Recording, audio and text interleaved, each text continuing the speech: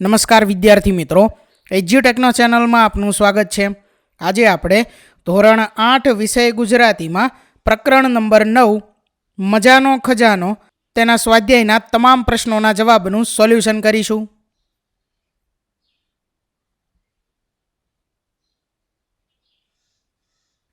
તો પ્રકરણ 9માં સૌથી પહેલા છે પ્રશ્ન નંબર 1, જેની સૂચના છે વાતચીત।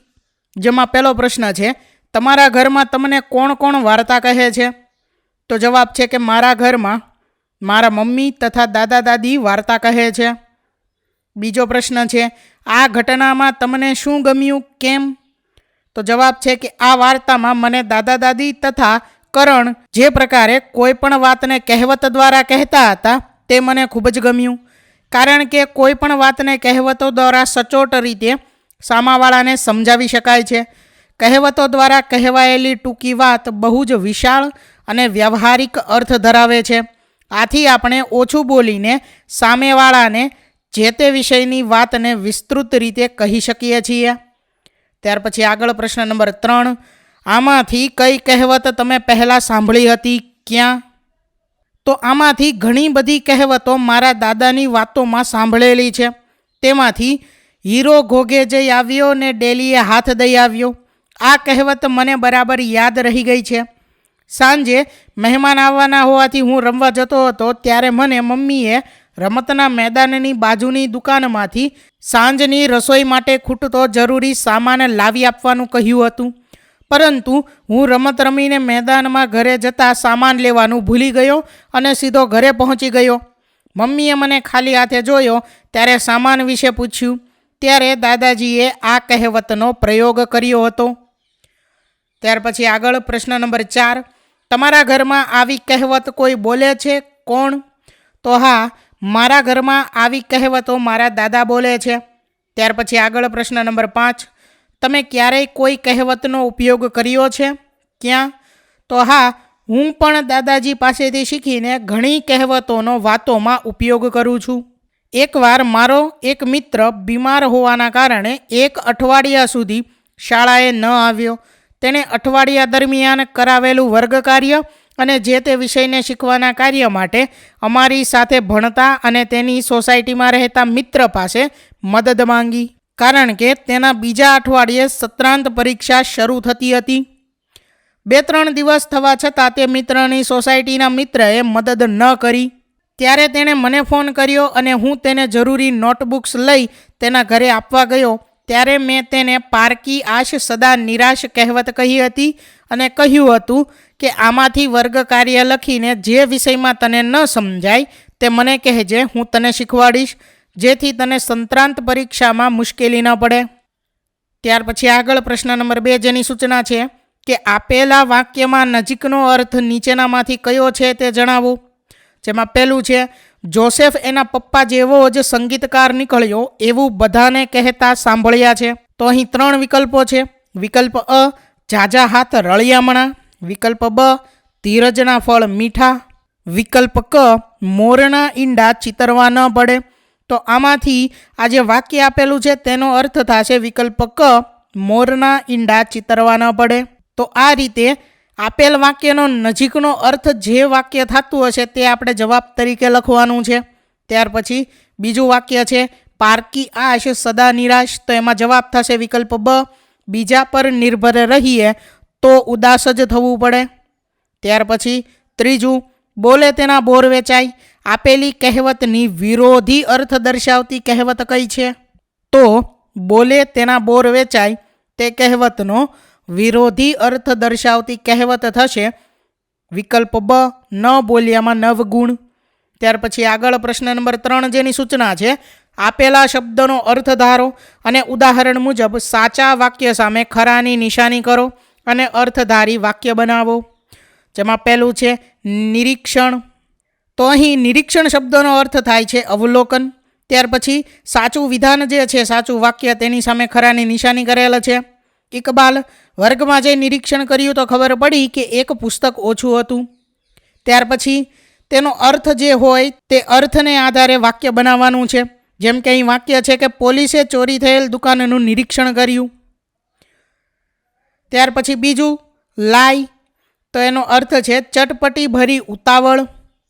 તો અહીં સાચું વિધાન છે એણે ફિલ્મ જોવાની લાઈનમાં સરખું ખાધું જ નહીં. અહીં વાક્ય છે કે રમવાની લાઈનમાં મનોજે ગૃહ કાર્ય અધૂરું છોડી દીધું. ત્યાર પછી ત્રીજો શબ્દ છે ઉજળું, તો એનો અર્થ થશે ચોખ્ખું.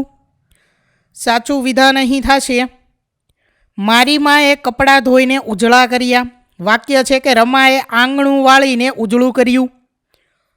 ત્યાર પછી પ્રશ્ન નંબર 4 જેની સૂચના છે એટલામાં એનો મોટો ભાઈ સોહમ આવ્યો. તેણે ગ્રહો આડા અવળા લગાવી દીધા. સુધી પાઠ વાંચો અને નીચેના વાક્યો એ મુજબ સાચા હોય તો સાચું અને ખોટા હોય તો ખોટું લખો. તો અહીં સૂચના મુજબ પાઠ વાંચવાનો છે અને પાઠને આધારે નીચેના વાક્યો જે સાચા છે તે મુજબ સાચા હોય તો સાચું અને ખોટા હોય તો ખોટું લખવાનું છે. પહેલું, શિક્ષકે 8 દિવસ પહેલાં પૃથ્વી વિશે ચાર્ટ તૈયાર કરવા આપ્યો હતો, તો આ ખોટું છે. બીજું, દાદાએ સલાહ આપી કે આગ લાગે ત્યારે કૂવો ખોદવા ન બેસાય, તો આ સાચું છે. ત્રીજું, ગ્રહોની ભ્રમણ કક્ષા એ ચાર્ટ પર પહેલાં જ દોરી દીધી હતી, તો આ ખોટું છે. ચોથું, સોહમના મિત્રો અડધો કલાકમાં આવવાના હતા, તો આ ખોટું છે. પાંચમું, સોહમના હાથમાં એક જ રંગના કાગળ હતા, તો આ વિધાન પણ ખોટું છે. ત્યાર પછી પ્રશ્ન નંબર 5 જેની સૂચના છે પાઠને આધારે જોડકા જોડો. અહીં વિભાગ અ અને બ બે વિભાગ આપેલા છે અને આપણે જોડકા જોડવાના છે. વિભાગ અ માંથી પહેલું છે અનુપતિ તમામ પ્રવૃત્તિ, તો દાદા જોતા હતા તેની સામે જોડવાનું આવશે. ત્યાર પછી બીજું, મોરના ઈંડા ચિતરવા ન પડે, તો દાદી બોલ્યા. ત્રીજું, આખો પ્રોજેક્ટ નકામો ગયો, તો ચાર્ટ પર બધા જ ગ્રહો આડા અવળી લગાવ્યા હતા. રામુ તો બધા માટે આઈસ્ક્રીમ લાવ્યો. દાદાએ દાદીને કહ્યું કે બાપ તેવા બેટા ને વડ તેવા ટેટા. ત્યાર પછી હૈયું બાળવા કરતાં હાથ બાળવા સારા, બીજાને કામ સોંપવા કરતાં આપણે જાતે કરી લેવું. અને છેલ્લું છે ઉજળું એટલું બધું દૂધ નહીં.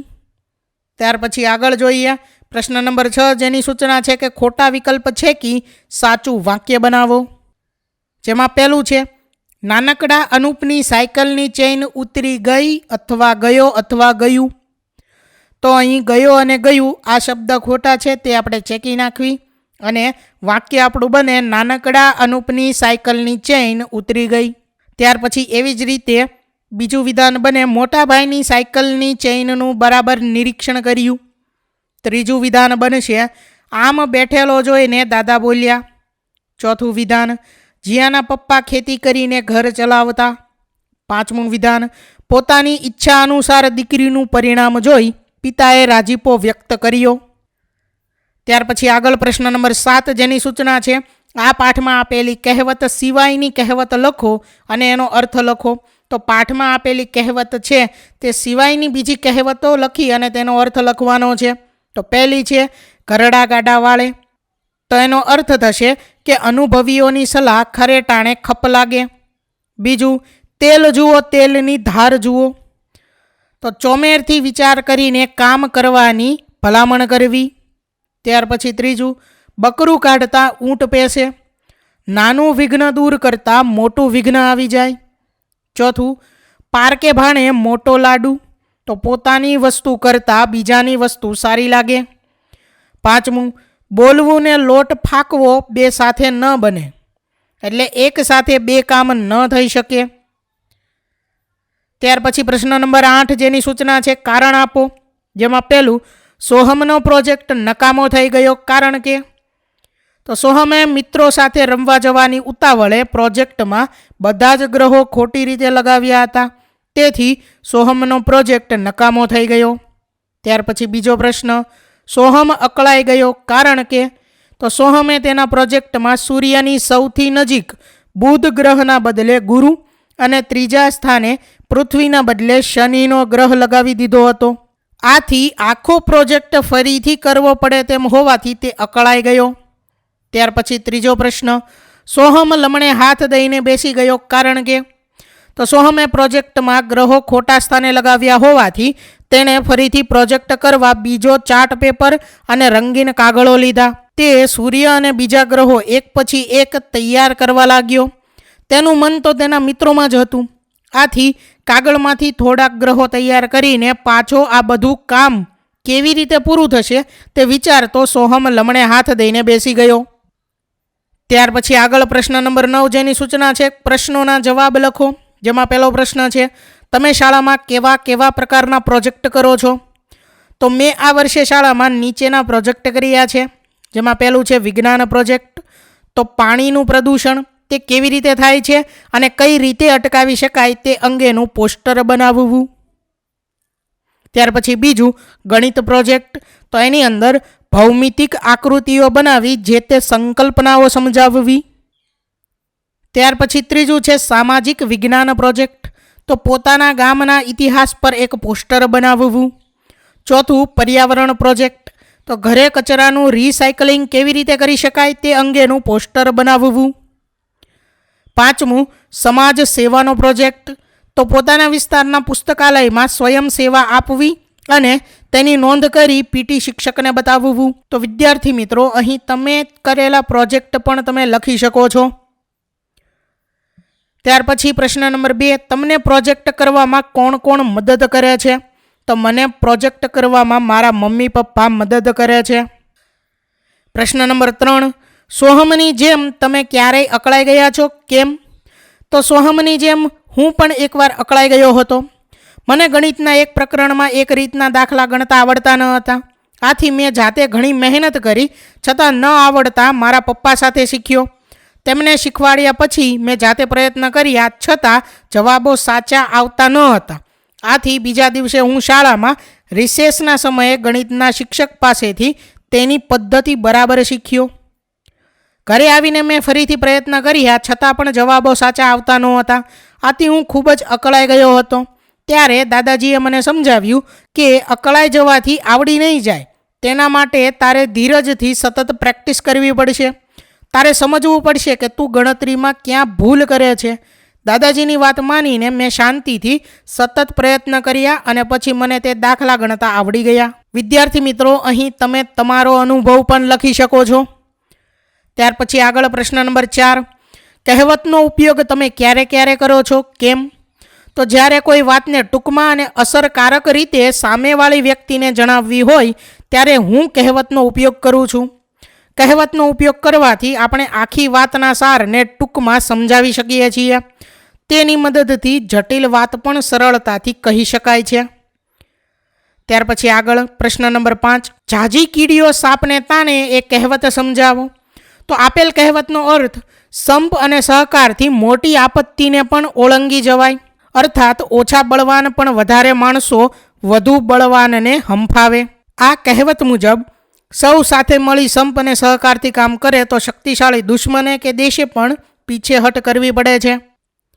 આપણે સંઘ શક્તિનું મહત્ત્વ સમજવું જોઈએ અને એકબીજાને સહકાર આપવો જોઈએ.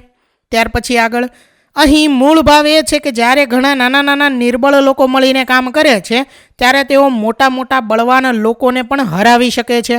એક સાપને ઘણી કીડીઓ મળીને તાણી શકે છે.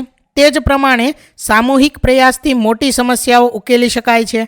આ કહેવત સંયુક્ત પ્રયાસની શક્તિને પ્રગટ કરે છે, જેમાં સૌ સાથે મળીને ઉત્સાહથી મથામણ કરવાથી કોઈ પણ મુશ્કેલ કાર્ય પાર પાડી શકાય છે. ત્યાર પછી આગળ પ્રશ્ન નંબર 10 જેની સૂચના છે ચર્ચા કરો અથવા તો લખો અને રજૂ કરો. આ એક જૂથ ચર્ચા છે. જેમાં પહેલું છે કે કોઈ પણ કામમાં દાદાની મદદની જરૂર પડે જ. તો દાદા જીવન અનુભવના ભંડાર હોય છે. તેઓ પાસે ઘણી પ્રેરક વાતો અને માર્ગદર્શન હોય છે. દાદાનો અનુભવ મુશ્કેલ પડકારોમાં ઉપયોગી થઈ શકે છે. તેઓ જીવનના ખરા શિક્ષક અને માર્ગદર્શક હોય છે. આથી આપણને કોઈ પણ કામમાં દાદાની મદદની જરૂર પડે જ. ત્યાર પછી બીજું, દાદા જોડે વાર્તાઓનો મોટો ખજાનો હોય છે. તો દાદા તેમની જીવનકથાઓ વડે ઘણી જ્ઞાનવર્ધક વાતો કહેતા હોય છે. તેઓની વાર્તાઓમાં જીવન જ્ઞાન, ઐતિહાસિક ઘટનાઓ અને પ્રેરક પ્રસંગો હોય છે. પ્રત્યેક વાર્તા તેઓના જીવન અનુભવનું પ્રતિબિંબ પાથરે છે. આમ દાદા જોડે પ્રાણીઓની, રાજા રાણીની, ભગવાનની, પૌરાણિક, બૌદ્ધ કથાઓ વગેરે વાર્તાઓનો મોટો ખજાનો હોય છે. ત્યાર પછી આગળ પ્રશ્ન નંબર 3 કહેવત એ થોડામાં ઘણું કહી દેતી હોય છે. તો કહેવતો એ લોકજ્ઞાનનો વારસો છે. તે વ્યાપક જીવનના સત્યને ટૂંકમાં સમજાવતી હોય છે. તેની મદદથી જટિલ સમસ્યાઓનું સરળ સમાધાન મળતું હોય છે. આમ કહેવતોને આપણા પૂર્વજોના જ્ઞાનનો વારસો કહી શકાય. તો વિદ્યાર્થી મિત્રો, અહીં ધોરણ 8 વિષય ગુજરાતીમાં પ્રકરણ નંબર 9 તેના સ્વાધ્યાયના તમામ પ્રશ્નોના જવાબનું સોલ્યુશન પૂર્ણ થાય છે. વિદ્યાર્થી મિત્રો, આપેલા વિડીયોની જો તમારે પીડીએફની જરૂર હોય તો તમે આપણી એપ્લિકેશન સ્માર્ટ સાથી પરથી મેળવી શકશો. વિદ્યાર્થી મિત્રો, આપણી એપ્લિકેશન સ્માર્ટ સાથી પ્લે સ્ટોરમાં આવી ગઈ છે, જેની અંદર તમે બધા વિભાગ જોઈ શકો છો. તેની અંદર વિવિધ ધોરણ છે. ધોરણ ઉપર ક્લિક કરતાં વિવિધ વિષય ખુલશે. વિષય ઉપર ક્લિક કરતાં તેની અંદર આવતા પાઠ ખુલશે. તેની અંદરથી તમે પાઠ્યપુસ્તક પણ ડાઉનલોડ કરી શકો છો. તેની અંદર આપેલા પાઠમાં ક્લિક કરતાં તમે પાઠની પીડીએફ, સ્વાધ્યાયની પીડીએફ, સ્વાધ્યાયન પોથીની પીડીએફ, પાઠના વિવિધ વિડીયોઝ, સ્વાધ્યાયના વિડીયોઝ, સ્વાધ્યાયન પોથીના વિડીયોઝ બધું જોઈ શકો છો અને ડાઉનલોડ પણ માત્ર એક ક્લિકમાં કરી શકો છો. વિદ્યાર્થી મિત્રો, આપણી એપને સપોર્ટ કરજો, ડાઉનલોડ કરજો. થેન્ક યુ દોસ્તો. એજ્યુકટેકનો ચેનલ તરફથી વિડીયો નિહાળવા બદલ આપનો આભાર. આવા બીજા વિડીયોઝ નિહાળવા માટે અમારી યુટ્યુબ ચેનલ એજ્યુકટેકનો અત્યારે જ સબસ્ક્રાઇબ કરો. આભાર દોસ્તો.